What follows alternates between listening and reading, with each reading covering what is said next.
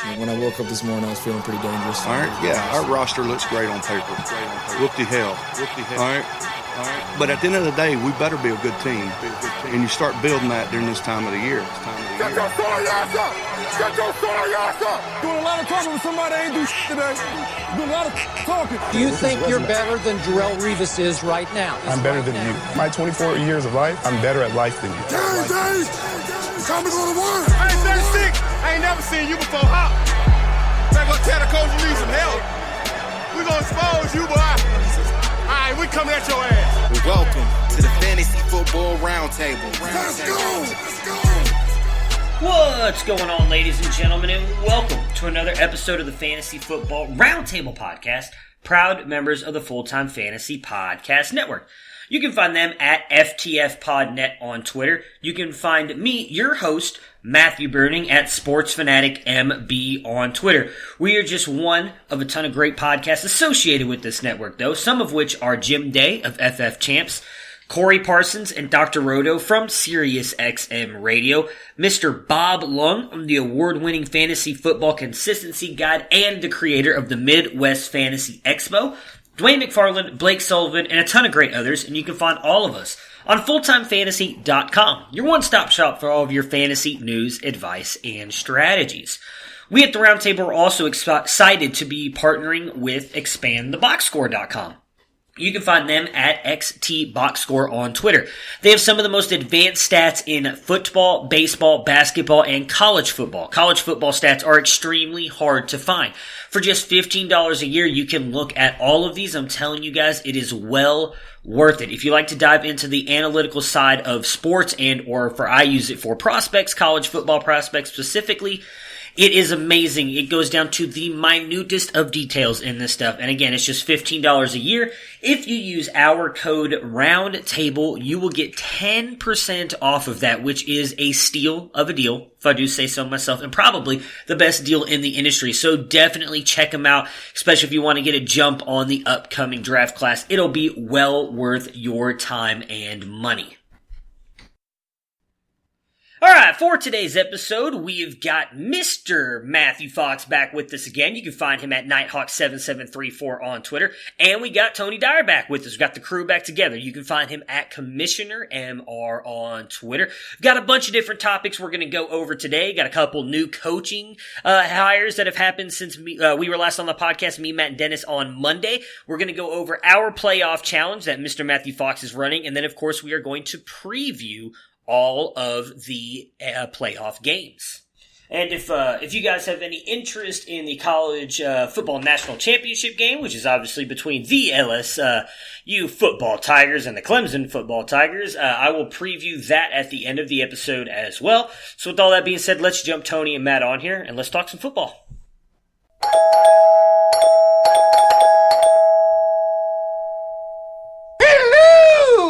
It's Thursday. We've got the usual crew back again here. Tony is with us, as is Mr. Matthew Fox. How you guys doing today? How has your week been going for you so far? Going pretty good here in Colorado. Yeah, everything's good in Indianapolis. I'm excited about the playoffs. I mean, that's where we're at. Yeah, we got what looks like to be 4 good games ahead of us. As I mentioned earlier, really in the intro here for the podcast, we're going to be breaking down our playoff challenge. The 4 of us have got going here with Dennis. We're going to jump in and talk about all 4 of the playoff games, just kind of our quick thoughts on them. As we mentioned earlier, not a whole lot of fantasy stuff to go along with these games. Just our quick thoughts on it, maybe possibly pick the games. And then we are also going to talk about the breaking news that's happened since me, Matt, and Dennis last recorded on Monday with 2 new head coaching hires. Ladies and gentlemen, can I please have your attention? I've just been handed an urgent and horrifying news story. And I need all of you to stop what you're doing and listen. Start with the one I guess is really kind of more interesting to me. Tony and Matt, you guys were pointing out an interesting little thing I guess he said in his press conference. I did not get a chance to watch it. But the Carolina Panthers and David Tepper bringing in Matt Rule of Baylor. I thought this was a great hire. If you follow me on Twitter, I was talking about how I think him coming into that offense with CMC, DJ Moore, and Curtis Samuel is going to be incredible for those 3 players alone. I think Really, it's going to depend on what they end up doing at the quarterback position. I thought it was a little interesting that they gave him, I believe it was 7 years, and he could earn up to, I believe, $70 million with incentives. However, it does make a little bit of sense to me, him coming from being a minority owner in Pittsburgh. We've actually had more Popes in 4 than Pittsburgh has had in head coaches, which is 3, since they've been in there, and then the management of the Rooneys and everything the past, I don't even remember how long it's been now, but it's ridiculous how long they hold on to their head coaches. So I think David Tepper's trying to bring that in here to Carolina and bring some stability. Say, hey, look, you've got 7 years. Let's see what happens. Not just fire him within a year, like we've seen kind of be the trend here lately or within a couple years in most NFL franchises. So what are your guys' thoughts on Matt Rule coming from Baylor and coming into the Carolina Panthers? I'm gonna jump in really quickly because originally I'd said, hey guys, count me out on this one because I haven't been paying enough attention, but you set me up to be able to at least be able to involve. So first of all, with the contract situation, that's where I want to weigh in and with the press conference. The contract situation is blown completely out of the water right now. What they've done is they've raised the bar where rookie head coaches, that's what this is a rookie head coach. They've been paid in the past like $5 to $7 million. And there's some stuff under the table and there's some stuff with other companies owned by the owner of the company. You know what I mean? There's other money involved that doesn't get disclosed. But as far as contract goes, like $5 to $7 million a year is pretty average for an entry-level head coach position. This blows that right out of the water. And I don't know whether it's worth it or not. That's something that I want you guys to discuss because you pay a lot more attention to the college ranks than I do.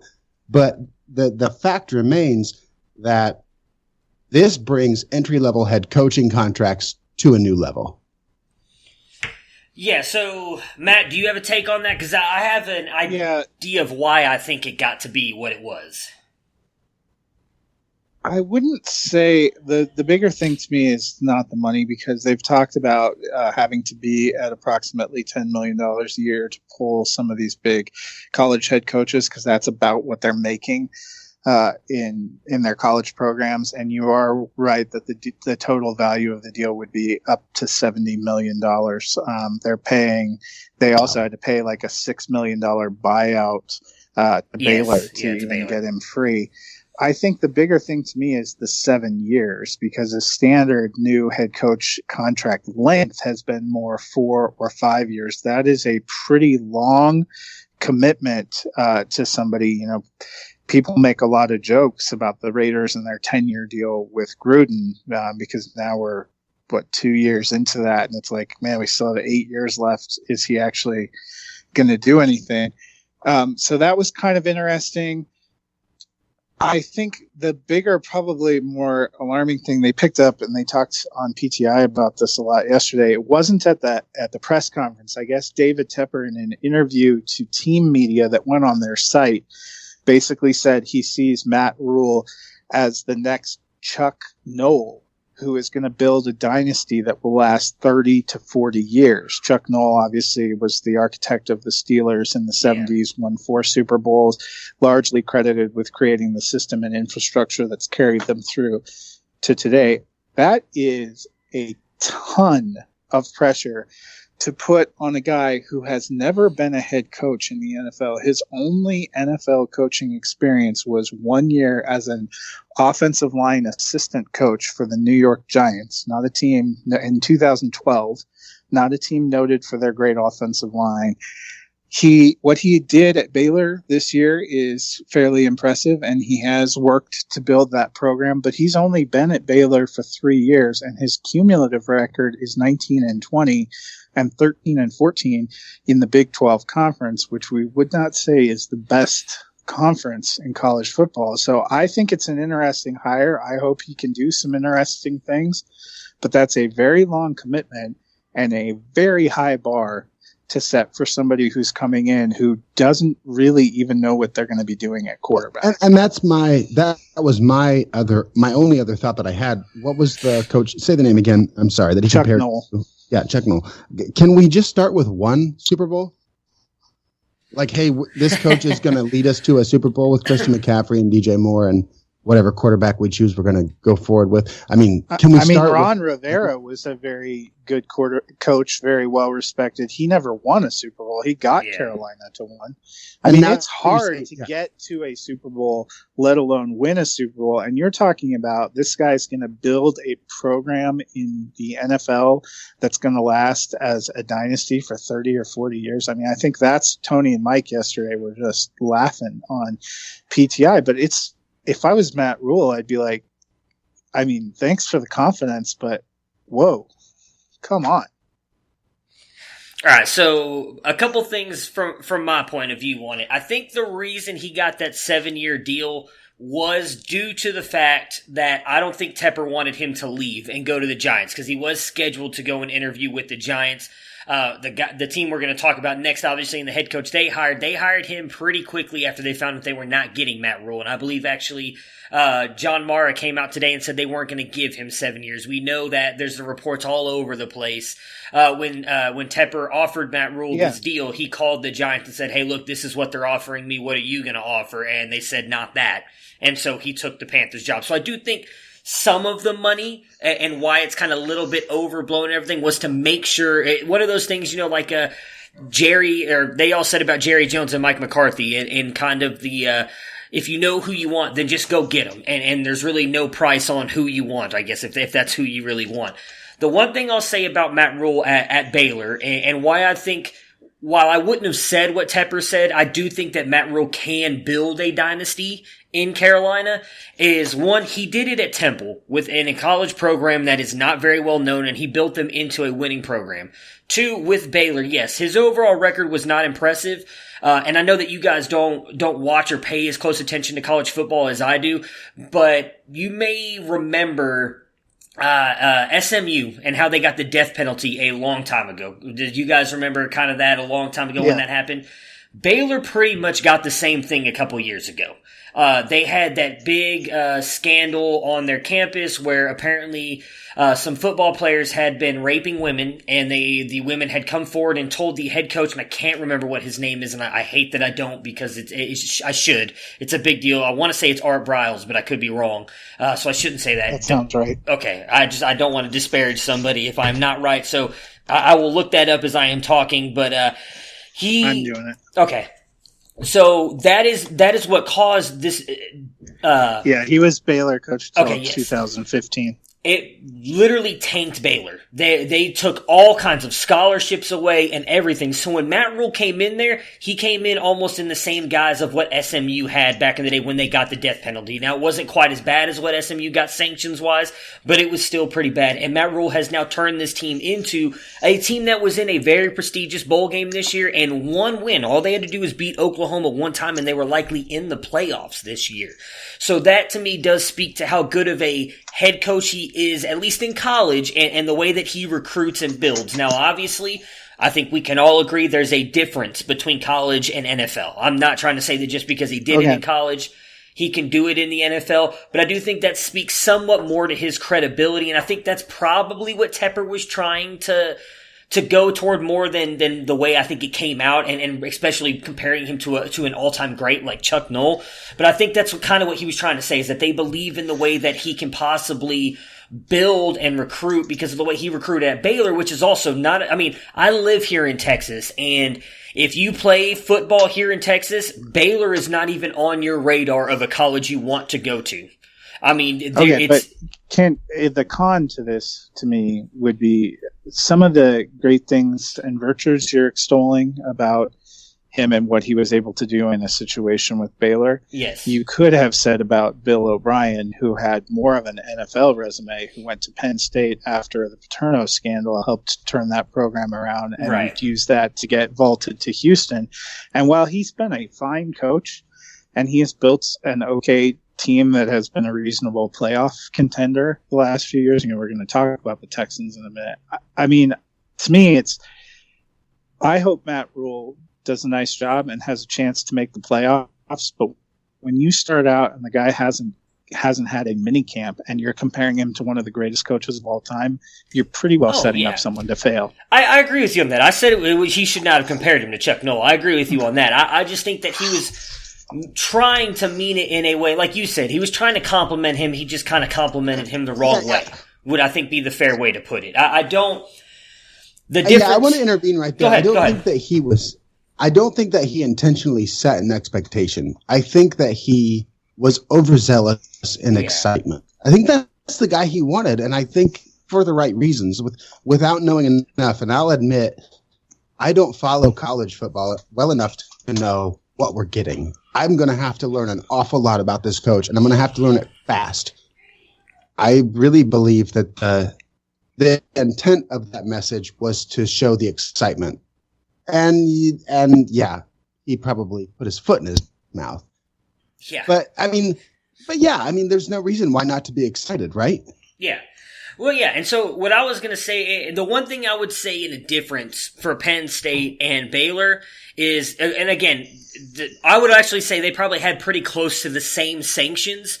The difference with that is what Matt Rule did at Baylor is even more impressive than what happened at Penn State, because Penn State, while Bill O'Brien made them a good team, they were never once in contention for the playoffs. They were not that good in the Big Ten. He turned them around somewhat and gave them some good years. But what, my goodness, Coach Franklin is doing there is more impressive than what Bill O'Brien ever did at Penn State. And he was able, Penn State, regardless of the controversy and everything that happened there with Joe Paterno and all of the allegations with, my goodness, I can't remember his name either. It's just, I cannot think today. But Penn State is still a prestigious school and still a highly regarded school if you are a college prospect. Obviously, that first year you probably were not going there because you knew you weren't going to be in a bowl game. But after that, you still had the ability to play for Penn State, which is a very illustrious college. That is not Baylor. Baylor is not looked upon like that. Baylor is not, I would say, in the top 30 of colleges of that. Like I said, I live here in Texas. Baylor is nothing here. And they're located within 2 hours of where I live, and nobody cares about Baylor. It's still all about UT here. If you play high school football in Texas, you either want to get out of state or you want to go to UT. You have no thought about going to Baylor unless they're like the only option. And that's my point. He does not get these 5-star recruits, but what he was able to do coaching-wise and building with a bunch of good talent and making a team, I think is kind of what Tepper was trying to allude to. But I do agree with what you said, Matt. And the way he compared him was not the right way to do it. He should not have compared him to an all-time great. Yeah. Two things. I think the name you were looking for Penn State is Jerry Sandusky. Yes, that was yes. And two, Bill O'Brien was 15-9 at Penn State, had a winning record both seasons, was 10-6 in the Big Ten, had a winning record both seasons. Yes, correct. But okay, again, because you can't just look at that though, and that's my point. As someone who pays very close attention to college football, when that happened with Joe Paterno, because he was the coach at the time before that happened, had recruited he had a huge recruiting class, is the way I guess to put it for college football people who pay attention to that. He had a bunch of 5-star athletes in there. Nobody transferred out. I mean, he still had, you go back to, that was an Allen Robinson at school there. Like, when Bill O'Brien walked in, he still walked into a program with a ton of talent. They were still able to get 5-star athletes. You don't have that at Baylor. I could guarantee you I can go onto Baylor's roster right now and they maybe have 2 5-star athletes on their roster. And that's my point, is that it's different. College football is all about recruiting, and regardless of the sanctions that both schools had, you were still able to get top talent at Penn State. They were still able to get guys like Saquon Barkley. Trace McSorley is not anything in the NFL, but he was still a highly recruited quarterback coming out of high school. He was like a 4-star prospect. They were able to get Trace McSorley to go there. They were able to get players to come in and go to that school regardless of everything that happened there, because it is Penn State. And that's my point, is that Baylor, when he took over Baylor, I believe they were like 0 or almost close to 0 the year before. They had nothing there, and he completely built them up to what he had this year, where they lost 3 games. And technically, they really only lost 2. The third game was a bowl game, which counts toward their season, but doesn't. It's college football's postseason is kind of weird like that. So for me, what Matt Rule did was more impressive than Bill O'Brien. That's just, again, my opinion. I'm a huge Big Ten football fan, so I've watched Penn State go through this entire thing, and they have never been as competitive as they are now under Coach Franklin. Like, Coach Franklin got him into a playoff. Penn State is a very good football team right now. Every time Ohio State plays them right now, I am terrified of them. When Bill O'Brien was the coach, I was not scared. I just wasn't. They were not. He had a bunch of talent and was not able to do anything with it. And that's just my opinion. I'm not trying to say Bill O'Brien's a bad coach, because he isn't. He's a very good coach, very good NFL coach in my opinion. So that's just my, like I said, I just look at it differently. I understand it looks kind of that way if you look at the records on paper, but a lot of the stuff that went on behind the scenes I think was different. So we're eating up a lot of time on this. Let's jump on to the next one. Joe Judge, the special teams coordinator and wide receivers coach for the New England Patriots, gets the New York Giants job. This one is a lot more controversial than the Matt Rule one, because he kind of came out of nowhere. In my opinion, this is kind of where a lot of this and the Marvin Lewis with the Cowboys thing has really kind of sparked a lot of debate on the Rooney Rule as well, and causing a lot of issues with that. Do either one of you have any opinions on Joe Judge and him getting the New York Giants job? I have a lot of opinions about the Rooney Rule and what's gone on this year with the Rooney Rule, but that's not what you asked me. If you want to go for it, I will listen to it. What do you guys say about the Rooney Rule? I could take up the rest of the podcast on what Jerry Jones has done with the Rooney Rule and how disrespectful it has been to the process and the spirit of the Rooney Rule. Yeah. I mean, I went on 20 minutes about it this afternoon on the Huddle Up podcast, and here's the point. Marvin Lewis got interviewed by Jerry Jones. Yes. With barely having a winning record, with having no wins in the playoffs, 0 playoff wins. And Marvin Lewis got interviewed because of the Rooney Rule. That I'm really upset about that right now, because there are other teams like New York, the New York Giants, interviewed multiple minority coaches who were very well qualified and who have done a great job. In Dallas, we saw Jerry Jones checked a box, and he checked it with a pencil. He didn't even check it with a pen. I mean, it was like, hey, I'm going to write this one off later. Yeah. So I don't want to get lost in the Rooney Rule. And now, see, here you've done it. Now I'm so distracted. I don't even know what we're talking about anymore. We're talking about Joe Judge. Your thoughts on him coming over and being the Giants coach? And that's the problem. Here we go. Now you've trapped me, because I'm going to have to say what I said before. I've not been paying enough attention. And, well, I guess Joe Judge was a Patriots coach, a Patriots special teams coach that became a wide receivers coach, which is frustrating because the wide receivers were so terrible. Yes. But having said that, I got so distracted by the Rooney Rule that I'm just going to pass. Like, come on, can somebody help me out here? Can somebody tag me in? Because I need some help.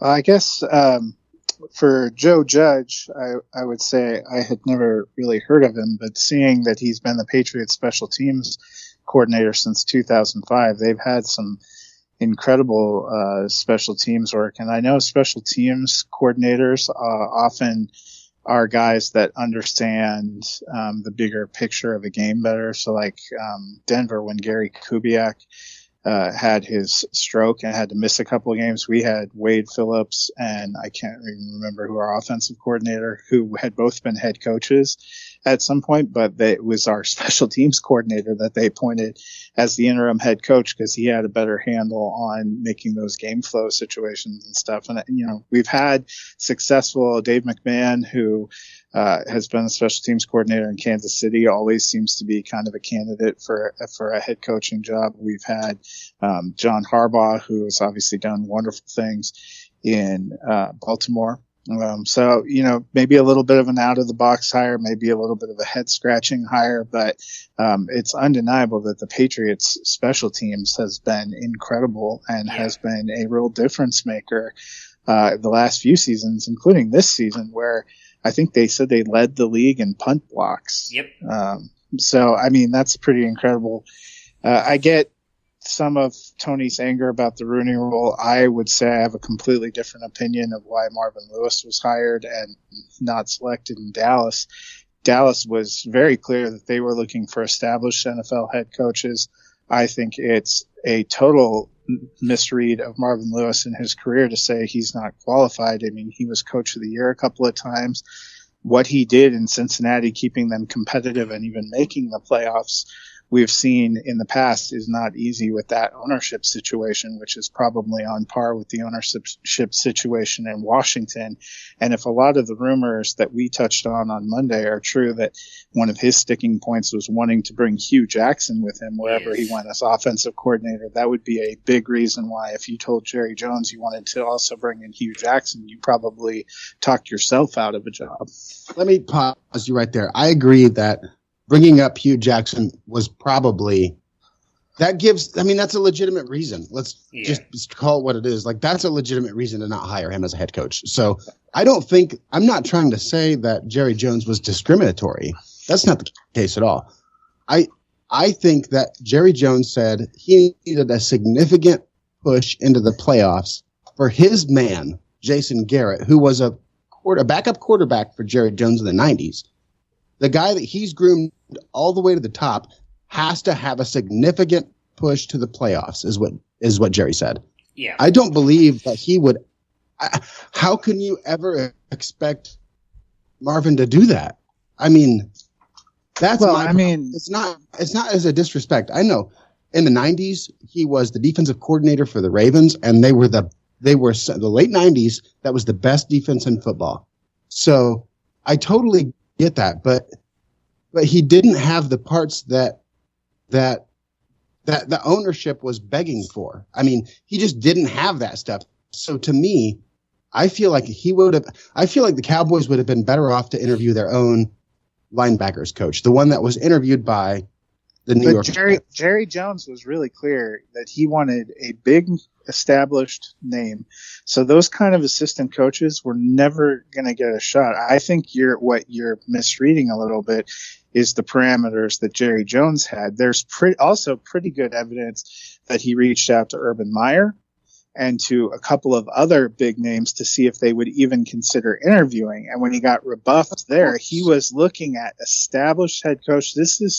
He was never going to be the one going to get younger people. He probably had narrowed it down. That's why they waited so long to release Garrett. And speaking of Garrett, that's probably the part, if you were really talking about the Giants, that is borderline concerning, because they're still talking about him as becoming the offensive coordinator for Joe Judge. And that's a big swing for his first, kind of big coach. And I don't know how great that's going to be for all that young Giants talent. I thought that was a curious decision. My thing was I guess I'm stuck on the barely winning record. It was like 133 to 121. That's close, but I'm not going to promise it. Over 16 seasons, he was just over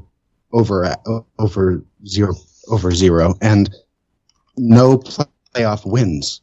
I mean, that's what I'm stuck on, and I just don't believe when you say those things. I don't mean to be disrespectful to Marvin Lewis. That's not the case. There's so many things that I can't understand about football that I can't be disrespectful to Marvin Lewis. Somebody else gave him a position of significant authority. I just don't see that being the answer for Dallas, and I don't think that Jerry ever would have believed that could have been the answer for him. That's all I'm saying. That's it. I'm sorry. I don't mean it to be disrespectful. No, that's all. I get what you're saying, because I kind of lean on your side as well here. I think that he wanted to bring him, and I do think a lot of times that these GMs and owners bring in, like you see the Browns, the Giants, I know for sure, Browns, I feel like they're giving anybody who's had OC, DC, HC next to their name an interview, but the Giants interviewed a whole bunch of candidates as well. I think part of it is they bring in people to kind of get their opinions as well, because, they sit there and they bring you in, they say, hey, what would you do? What are your opinions on our team? I do, for the most part, think that, in a way, he did bring in Marvin Lewis to kind of check the box on the Rooney Rule. I'm not trying to say that, and just like you said, Tony, I'm not trying to say it in a disrespectful way toward Marvin Lewis, and I'm not trying to say that Jerry Jones was doing it to be discriminatory in any way, but I honestly think he wanted Mike McCarthy. He knew who he wanted the whole time. And so I don't think there's anything wrong with that. Like, I'm not going to pretend that there's anything wrong with picking a guy that you want and pursuing him and asking him for the job. That's the problem with the Rooney Rule. The only problem with affirmative action is when you want a player or want an owner or want a management or want whatever it is, and you know it and you have reason to want it, that's the only problem with it. Yeah. Everything else about the Rooney Rule is incredible, and I think the Rooney Rule is great. I think the Rooney Rule is why Mike Tomlin has a job and why he's going to the Hall of Fame. But I want to put all that aside for just a second, and I just want to put that all in the air, that it's just such a fine line. It's hard to talk about. It is. You know what I'm trying to say? Because if it seems like, especially with the way society is nowadays, if you're on one side, you say one thing, you're, I hate to say this word, you're racist, or you're siding with this, and that's not, I don't think what either one of us are saying. I'm with you as well. I think the Rooney Rule needs to be improved because I do think that it's somewhat outdated for the way things are now in the NFL. I think when it was implemented, it was a great thing, and I agree with you. That's why we have Mike Tomlin. That's why we have Brian Flores. It's because of that rule put in place a long time ago. I do think it needs to be changed a little bit. I don't think that it's quite working the way it did back then now. I would say, what I was going to say about the Cowboys thing was, in my opinion, the Browns did the same thing a couple years ago when they brought in John Dorsey. I don't know, if you guys remember this, but there was a lot of talk about that they fired, Sashi Brown, and they hired John Dorsey. I believe it was in like 2 days of firing Sashi Brown, and that's what everybody brought up. Well, what about the Rooney Rule?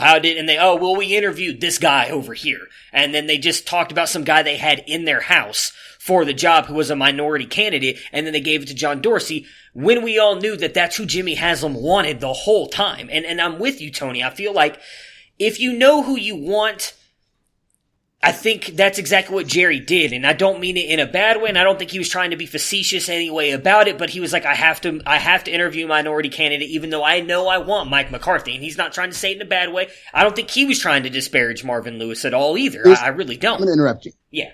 Here's my problem. The spirit of the Rooney Rule is to give minority coaches an opportunity for upper management. Yes. And I'm frustrated with Jerry Jones because he didn't interview his defensive ends coach when New York did. I'm very frustrated with that because that's why I have an issue with what Jerry did.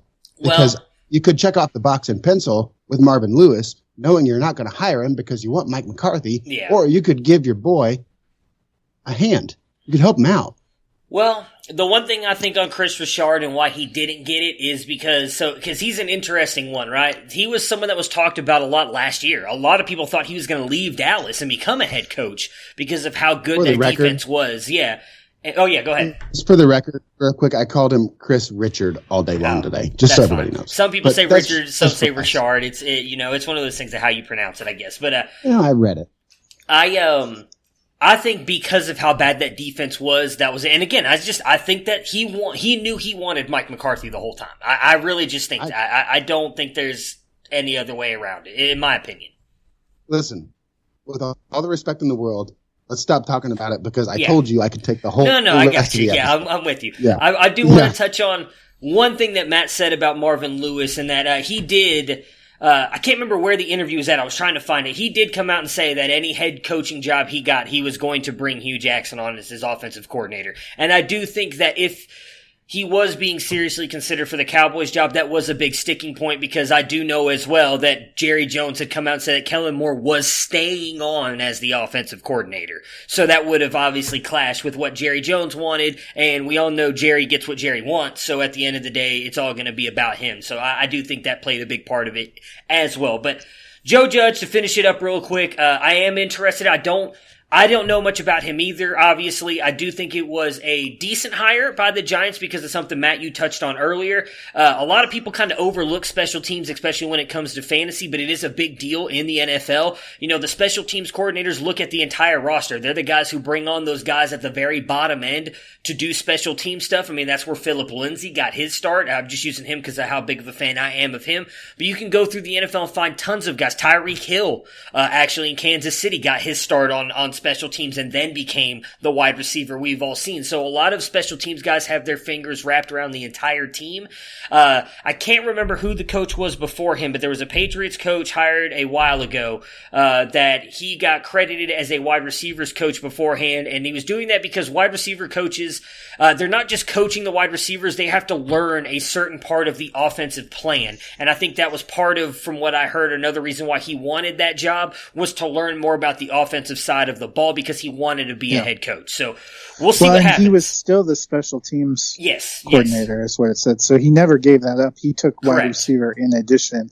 And I think that was part of the mistake when people were rushing to get the news out at first. It just came out Patriots wide receiver coach. And I'm like, I've never heard of this guy. He took a position on the offense that is below Josh McDaniels when he was considered like a guy that everybody was going after. It didn't make sense. It makes more sense when you see that he's been the special teams coordinator for 4 years.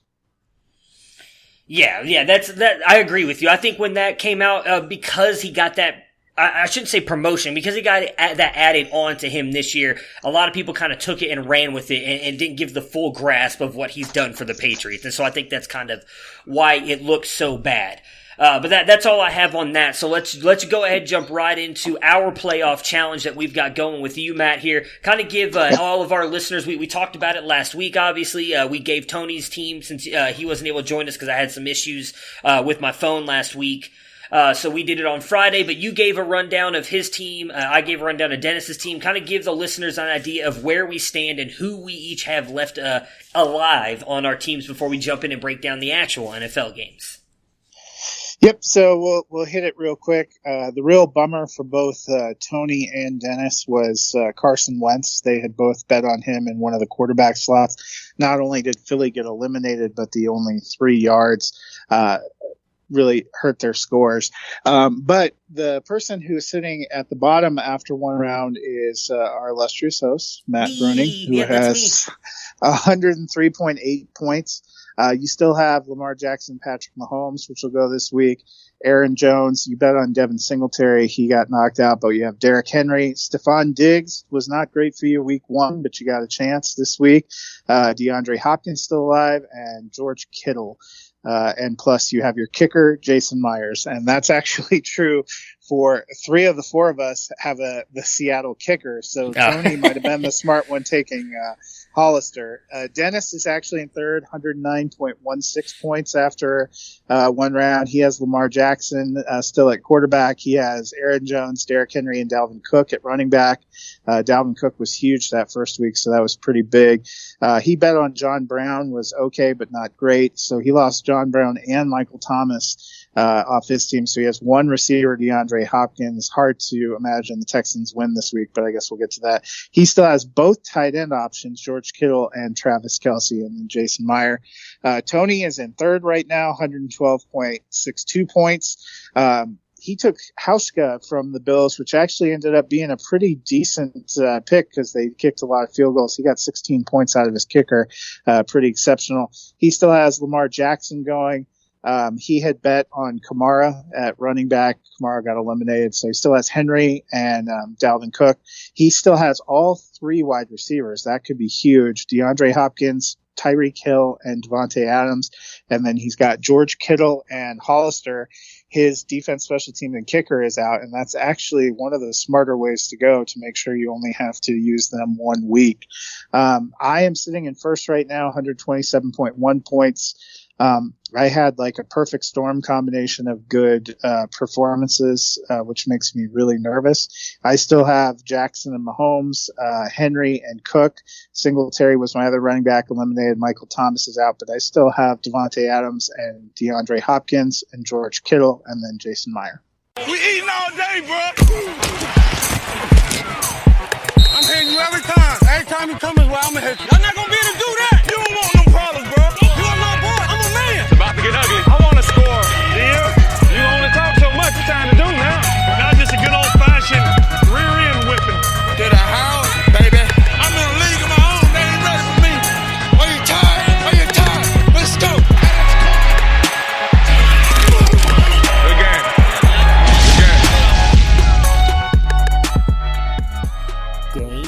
previews. All right, that sounds. Man, I hope it comes down to the end. I feel like my team's probably going to be the worst out of all of them. But let's jump in and do the actual games now. So on Saturday, we've got I hate that they both start so late in the day. I mean, I guess it's good because you get to watch the games a little bit later at night, but I love having one of those early morning games in the 12 o'clock window. First one we've got here is between the Vikings and the 49ers. San Francisco is getting 7 points in this one, 66% chance to win this game. We'll just go to each of you. We'll go all the way through. I'll start with you, Tony. Who are you picking to win this game and why? What do you think they're going to do to end up causing them to win? If I'm getting 7 points, I'm going to take the Vikings because I think it's either going to be a really low scoring game or a really high scoring game. And at this point, Kirk's finally got the Monday night or Sunday night or whatever primetime jitters He's clutch. Out of his system. I mean, for one time, he really did. And did you hear the joke before when somebody asked him about the pressure of going up against New Orleans? And he said, well, it's not a Monday night game, so we should be okay. I love it. Just buy all into it, baby. It was incredible. So I expect the Niners to win the game. Anytime I get points like that, I want to take the points. At this point, we're talking about the best teams in the league. I'll take the Vikings with the points or the Niners straight up. Very nice. Okay, what about you, Matt? Yeah, the Vikings did better than I expected last week. Obviously, my Super Bowl pick, New Orleans, died on the vine. I'm not going to go so far as to say Kirk Cousins is clutch. In fact, I just had to clear the throw up out of my mouth when you said it. Hey, I didn't say he was clutch. I did not say that. Matt did.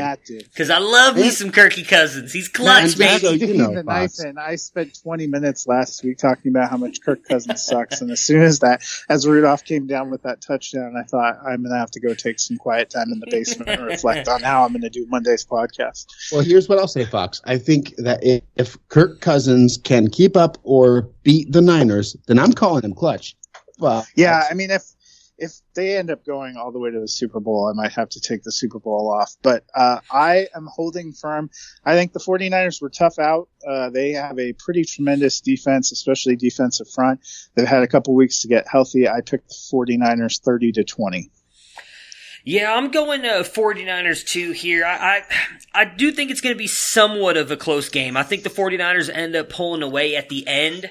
But I think a lot of people, I'm not trying to say this is what you're doing, Tony, but I think a lot of people are leaning really heavily into the Vikings because of what we saw them do last week in New Orleans, and I think a lot of people are forgetting just how good San Francisco's been all season long. Their defense has been outstanding. That front four are just ridiculous, and I do think that they're going to be able to get back there and get to Kirk, and as much as I love me some Captain Kirk, he struggles quite a bit with the whole getting a lot of pressure in his face. He tends to just go down and not throw the ball. I think that could be a big reason why San Francisco ends up winning this one. My biggest fear on why they wouldn't is Jimmy G. I know he's shown it in a couple big games so far this year that he can be clutch and be the reason they win it. I think I've got to see it this weekend before I fully buy into Jimmy G being a reason the 49ers can win it. But I'm buying all in on their defense. Well, here's my only issue with that is in the first half of this sentence, it seemed kind of like, and I'm putting words in your mouth, okay? So correct me, please. But it seemed like you diminished the Vikings. And then you said that Jimmy Garoppolo has a lot to prove, and if he doesn't do it, and at some point, that's where I'm at. That's why I picked the Vikings on this bet, is because I'm getting seven points. Yeah. No, I'm not, that's what I'm saying. I'm not trying to say that. That's why I said I don't think you're doing that. I don't think you're just buying into what the Vikings did last week.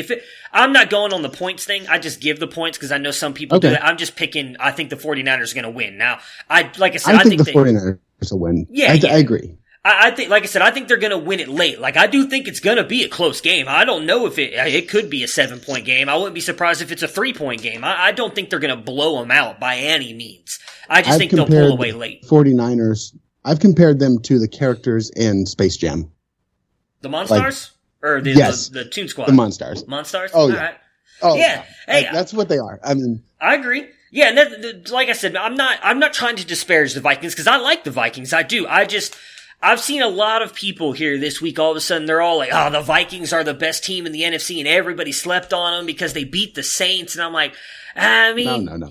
I mean, everybody's kind of forgetting about how good San Francisco is. And like I said, I don't think they're coming in there and they're blowing the Vikings' door off at any point. I just think the way that defense is going to be able to get after Kirk, I think it's going to be more of a low-scoring game, like you mentioned first. I don't think it's going to be like we saw with the 49ers and the Saints earlier this year, where it was like 41 to whatever it was or something like that. So I think it's going to be a lower-scoring, close game. I'm just picking the 49ers to come out on top.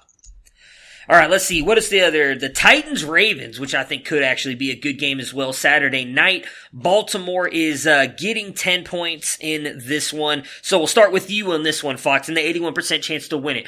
Who are you picking to win and why?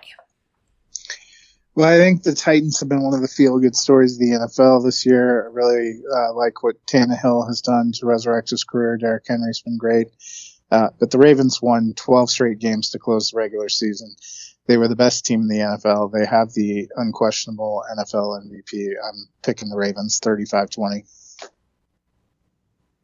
Matt, you just answered that question. Tony? 35-20.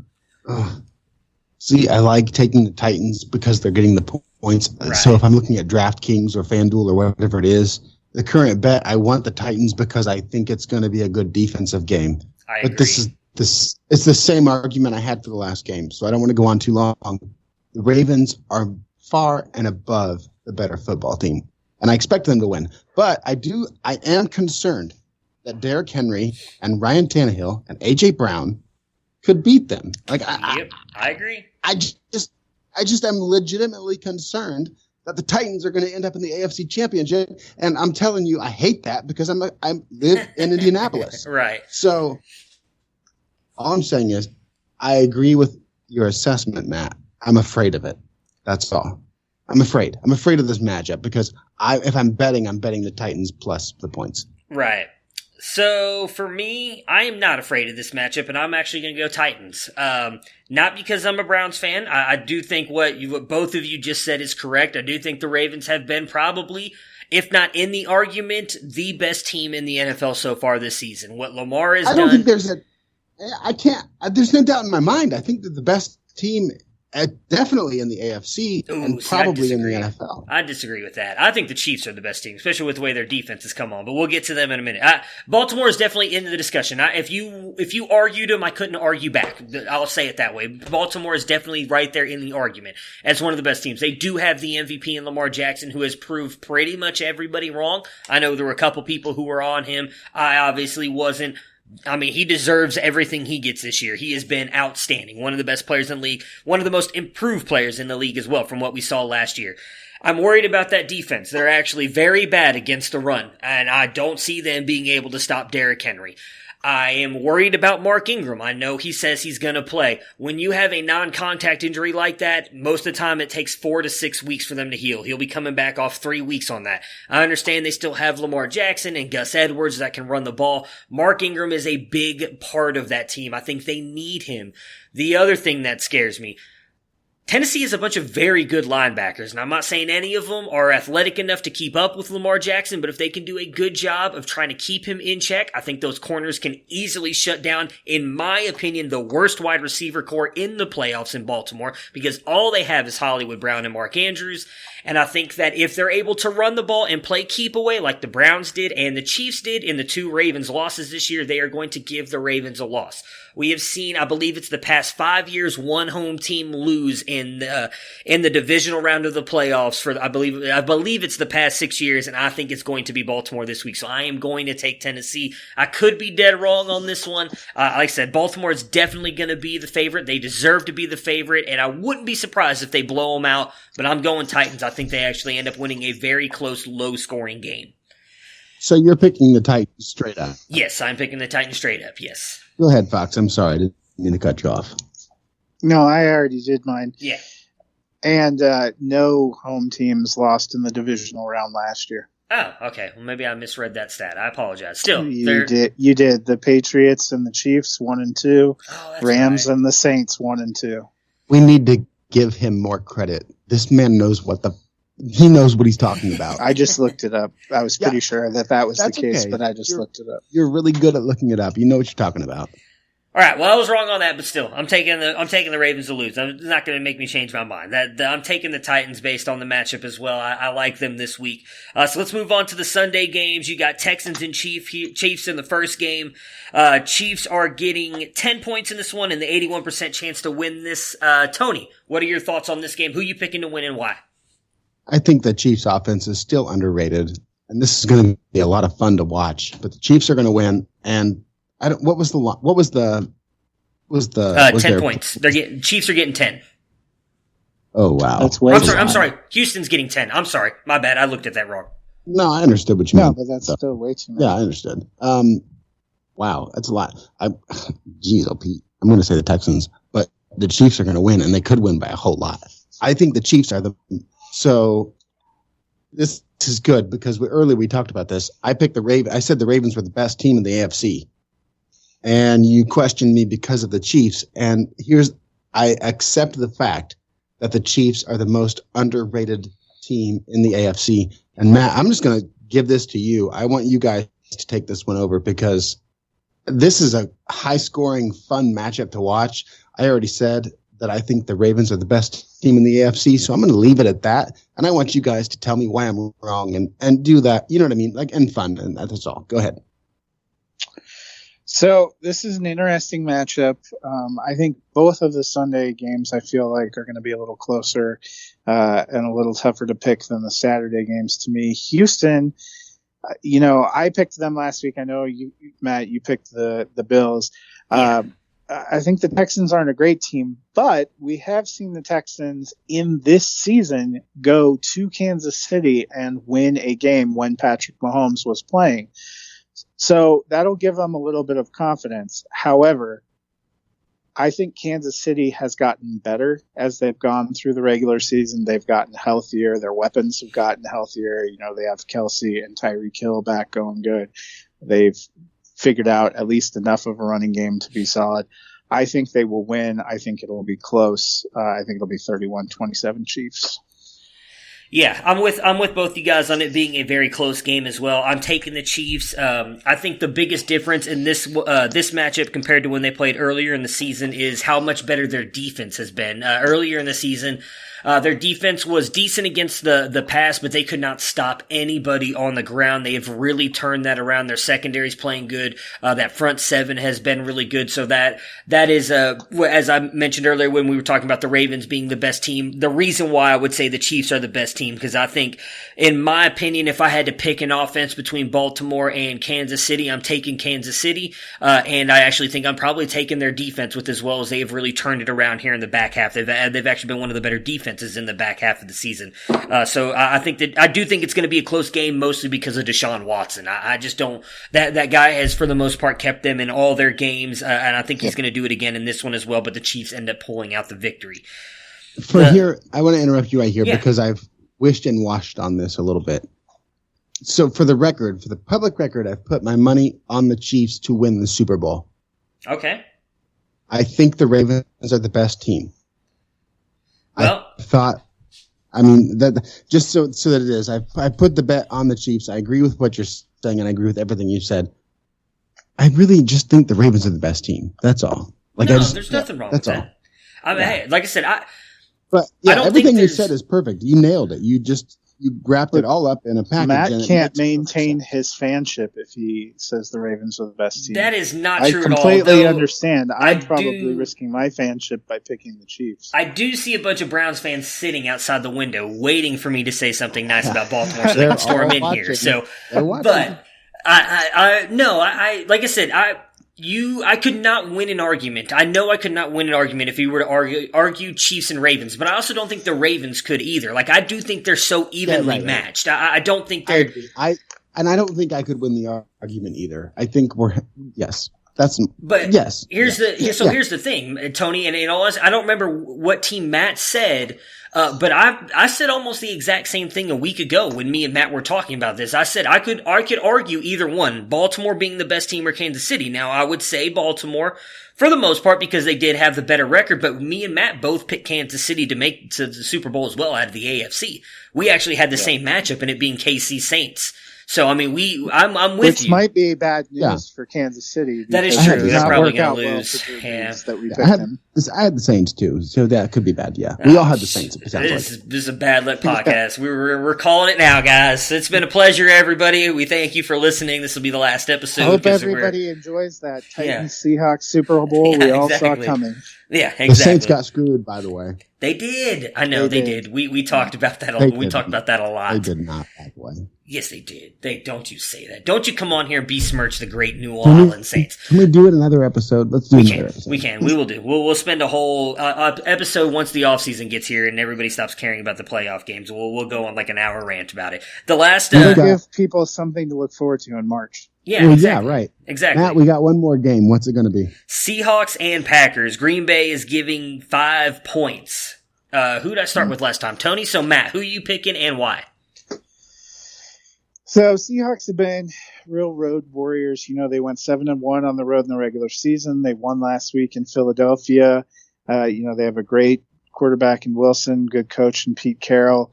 But to me, they're still a wounded team. You know, we have not seen them get much of anything on the ground. Marshawn Lynch is probably a bigger name than he is a threat on the field. And I think Aaron Rodgers, Aaron Jones, Devontae Adams at home is probably going to be a little too much. Seattle has had a great year. If they could have stayed healthier, I would have loved to see what they could have done. But I think the Packers are going to prevail 27-17. I'm going to take the Seahawks on this game. Okay.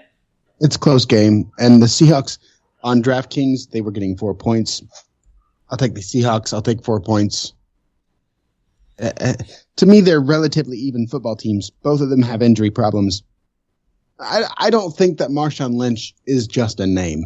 We saw him on the 1 yard line. We saw him jump over the pile with 1 week of practice. There's legitimacy with Marshawn Lynch. I don't know that. Here's the thing. If Marshawn Lynch was being signed as a free agent in August, we would have a lot of questions about whether or not he could hold up to a full season. But that's not the case. We need Marshawn Lynch for 2 or 3 games. Yeah. But, I mean, he gave you 9 yards on 7 carries. I understand. And it may not work. It may not be good. I'm a big believer in a system and a process. And I know that the player gains yards after contact. And I know there's a lot of other stuff involved. I believe that the Seahawks have a process in place that will allow any running back that is legitimate, obviously. Like we joke like I could be the running back for the Seahawks. I cannot be the running back for the Seahawks. But any legitimate running back can be effective in Seattle. That's what I'm saying. And Marshawn Lynch is a legitimate running back. So I see the Seahawks as just as whole as the Packers are. I don't know. I don't know who wins the game, but when I see the Seahawks get plus 4 points, I'll take the Seahawks plus 4. That's what I'm saying. I'm going to take the Packers. I agree with what you said, Tony, that I think they're almost identical. I really do think that they're both kind of coming in here a little bit beat up. The one, I guess, advantage I'll give to the Packers is the weakness on their defense is that front seven. They are not very good at stopping the run, and I don't think Travis Homer or Marshawn Lynch are going to be able to do much against them. I know everybody fell in love with DK for what he did last week, but don't overlook these Green Bay corners. They are really good. I really think that Aaron Rodgers is going to be able to come in here with Devontae Adams and Aaron Jones and pull off a victory at home. They don't lose very often there in Lambeau Field. I know that Seattle's got a decent defense, but their secondary isn't what the Packers is, and DK Metcalf is not what Adams is. I'm just being honest. And so I do think that Aaron Rodgers, I think Russell Wilson is going to do a lot to keep him in this game because he is a stud. But I think Rodgers is going to get that magical moment at the end to get them a win and end up going up, at least for me, I think all of us had San Francisco. So winner will be going up against San Francisco next week for our opinions. Before we close it out real quick, I want to jump back on the Joe Judge thing. Matt, you brought up how he probably is not starting off his tenure very well with bringing in Jason Garrett to be his offensive coordinator. I just saw a report that he's also bringing in Freddie Kitchens to interview for his offensive staff. So that's the New York Giants team right now. What? No, wait. I think that Freddie Kitchens, that would be the best case scenario. So the best case scenario. Don't disagree with you for the most part. No, wait a minute. When Freddie Kitchens worked with Baker Mayfield as an offensive coordinator, Baker Mayfield thrived. Yes, and so did Freddie yes. Kitchens. I agree. So did the whole offense. I mean, listen, it sounds crazy. It sounds nuts. But I believe that Freddie Kitchens is an offensive coordinator. I agree with you. I don't Fox think it's a bad move. Over here. Are you dying? Are you still alive? This is so great because that's the all best Matt case had to scenario. hold on to with how the Browns are going is that he still has Saquon Barkley shares, and now yeah, that's not making me feel great. No, the one thing I will say is I said it when the news came out that he got fired. I believe it was you and me on here, Matt, on that Monday podcast because he got fired that Sunday night. I like Freddie. I do hope he bounces back. I do agree with you, Tony. I think if he doesn't have everything else that he had to deal with as a head coach, if he can get back to what he did when he was just the offensive coordinator or the play caller for the Browns, he could be good for them. It does make me worry about my Saquon Barkley shares a little bit. I'm not going to lie. And I'm just saying, name value wise, if you're a Giants fan and you look out there in the paper and it's, hey, we're talking to Jason Garrett and Freddie Kitchens as our offensive coordinators, those are probably the least two appealing options at the moment. I'm not saying either one of them won't be good. I'm just saying if you're a Giants fan, you're probably looking at it and I'm like, really great. That's just awesome. I love my life. Well, they're just the real thing for the Giants, if we're being serious. They have some incredible potential in their offensive pieces. I actually thought Daniel Jones was one of the more pleasant surprises last year, but he's a very different kind of quarterback than Mayfield. And both Garrett and Kitchens, a knock you would give to them from last year is that they had an incredible running back who was incredibly effective, who they forgot to give the ball to. Yeah. And if I was a Giants fan thinking last year we forgot to give the ball to Saquon Barkley and I see these are the guys I'm hiring, I probably just sold my season tickets on eBay. Wow. I don't think that Freddie Kitchens is a bad coach. I think he's a bad head coach. I agree with you. I agree with you. That's all. I agree with you. I don't think he should be a head coach ever again. I don't think he should ever get another opportunity to be a head coach, honestly. Like, it would take like 10 years of development for that to make sense. This was Dave Gettleman's secret plan. He traded Odell Beckham Jr. for a safety, a few draft picks, and the Browns head coach. Okay. Yeah. I get it. I'm with you. Like I said, master plan. I get it. In name value, it doesn't look good, but like I said, I agree with you. He was good at that, and I do hope that he is able to go back and recapture that magic, because I wish the best for Freddie. I have no ill will toward him at all for what happened this year. I just think it was bad. I will say that makes more sense to me than trying to go get Jason Garrett. I agree because I think that's what in I'm saying. Kitchens 1 year he showed more than Garrett has, so I agree with you. I guess I missed your question. Were they possibly interviewing Freddie Kitchens for offensive coordinator, or it just as an said offensive an coach to work position. for Jason Garrett? It just said an offensive position. It said he is interviewing him for an offensive position on the coaching staff. Is all I read. It didn't say specifically what. So, because I was just looking at the Giants page, they haven't actually hired Jason Garrett, right? No, not yet. Maybe they can't until his contract expires. Yeah, I would think week. so. That's the one way I think Dallas is really fucking this up. Is they're really screwing Jason Garrett on this, in my opinion. But I think honestly, Jerry Jones is kind of wanting to do that. Totally screwing Jason Garrett on that, and by accident. But that's a different conversation. The Cowboys. Yeah, the Cowboys. No, I think Jerry Jones is doing. I think he's doing it on purpose. If I'm being honest, he could release him. He has a head coach in place. Yeah. You can let him. He's go released. Now. He's released. He can sign anywhere. His contract's up. He can't until his contract's up because they haven't fired him. Okay. They just said they're not bringing him back. They haven't actually That's fired why him. the Giants asked for permission to interview Jason Garrett as weird as it sounds, since the Cowboys have hired another head coach, they still have Jason Garrett under contract till January 14th. And while they've announced he won't be their head coach moving forward, they have not released him from his contract. I see. That's relevant. That's very relevant. I did not. I don't know. We thought originally maybe Jerry was trying to be nice and save him the stigma of being fired. And also, it can't be that much of a monetary blow for you to release a guy 4 days ahead of his contract. No. It's not like he has years left. So now it's just weird. It is. Yeah, it is weird. It's weird. All right, guys, I appreciate you joining me today, getting the group back together. It has been fun talking about this. I'm looking forward to the Rooney Rule and Saints Getting Screwed podcast we're going to have here in the offseason where we're all just yelling at each other. I feel like that's going to be a good one. So you guys have hope both of you have a good weekend. Enjoy the football games, and I look forward to talking to you guys next week. Happy football, Sounds good. Guys. Happy football.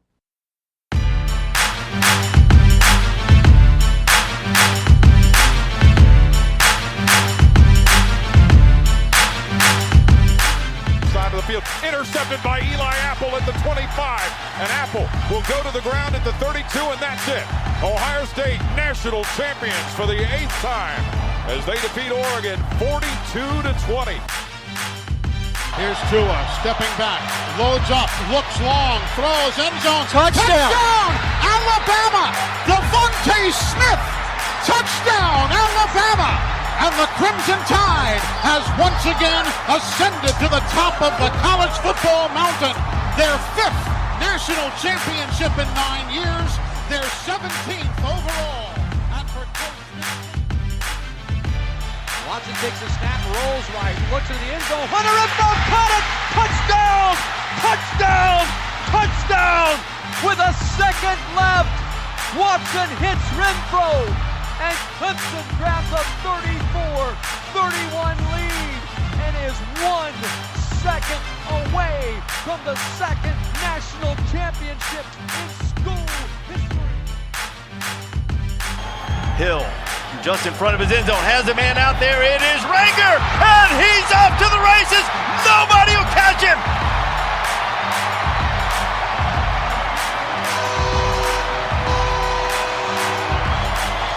93 yards for the freshman. Backed up out of your end zone. Made the adjustments in the second quarter. Dobbins again, more than 10 yards per carry. He'll add to that. Goodbye. Touchdown, Ohio State. From 52 yards.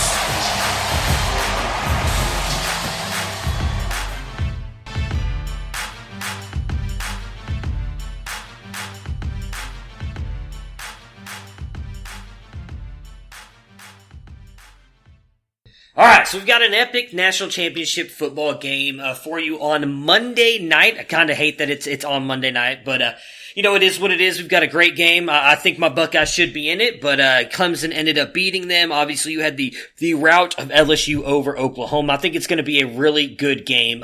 You've got two of everyone's talking about probably the two next 2 years first round number 1 overall picks, and Joe Burrow this year and Trevor Lawrence next year in 2021. Though I think Fields could end up being better, and that's not my Ohio State bias talking. That's just my analysis of the two players. But Trevor Lawrence likely will still end up being the one next year. So you got two great quarterbacks, two great offenses. On Clemson's side, not just do you have Trevor Lawrence, but you've got two guys coming out this year, and T. Higgins and Travis Etienne at running back, Higgins wide receiver. You have also got a really good wide receiver as well that he won't be able to come out until next year for the Clemson Tigers.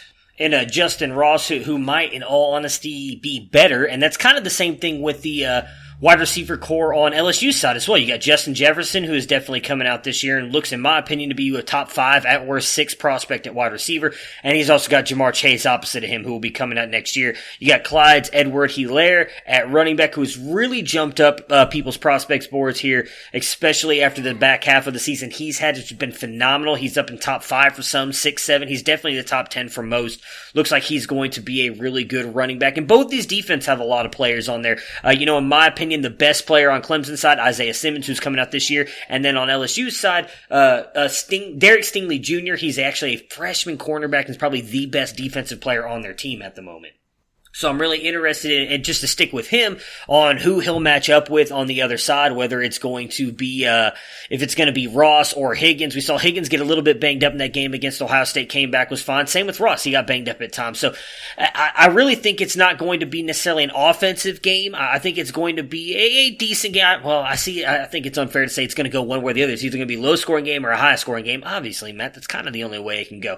I do expect it to be more of like a 31-27 game. I think LSU is going to pull off the victory just because I think their offense is going to be just a little bit better against that Clemson defense than vice versa. I do think could be wrong on this. Trevor Lawrence, he really has not had necessarily a down season. It's kind of hard to live up to the season he had as a true freshman, but not as good a year as obviously he had that year. He's really been good this back half, but struggled a little bit there against Ohio State. Obviously had a really good defense. Their defense probably better than both of these teams playing, so I wouldn't put LSU's right there with Ohio State's. They're definitely a step below it, but probably one of the better defenses that Clemson is going to have faced so far this year. And I just like Joe Burrow. I like the way that his mind works and Joe Brady on that the offensive call there for LSU. I think they're going to game plan and scheme very well for this Clemson defense. They're going to be very good at making adjustments. They've done it all season long. So is Dabo, definitely, and so is I cannot think of his name right now. It is driving me crazy. Brent Venables, the defensive coordinator. There we go for Clemson. He's obviously really good at making adjustments as well. And I think that's where it's going to come down to, just like it did in the second half of the Ohio State Clemson game. Who makes the better adjustments? It was definitely Clemson. Ohio State made adjustments, but it just wasn't as good as what that defense did. So I really think that's what's going to come down to is that second half. I'm going to take LSU, though, to end up pulling it off and Joe Burrow capping off his Heisman season with a national championship. Thank you guys so much for listening to the podcast today. We really appreciate it. If you guys have time, give us a rate and review. We really appreciate it. Reach out to us on Twitter. To all of us, we'd be more than happy to help you guys with any of your fantasy stuff. Questions, lineups, anything you guys got, trades, where we're moving into the best part of Dynasty in the offseason where you can make all kinds of trades. So just let us know. We'd love to hear from you guys if you need any help. And like I said, if you guys have time, rate and review if you can. We really appreciate it. Other than that, enjoy the great weekend of football we have ahead of us. Prepare for glory! I don't know if you got your popcorn ready. Do you got your popcorn ready? I came out the womb, I was ready. And he's hit the end zone for an unbelievable touchdown. I would be honored if you played football for this team. Throw it up above his head. They can't jump with me. Golly. Oh, they tackle him at the 40-yard line. Who can make a play? I can. Who can make a play? I can.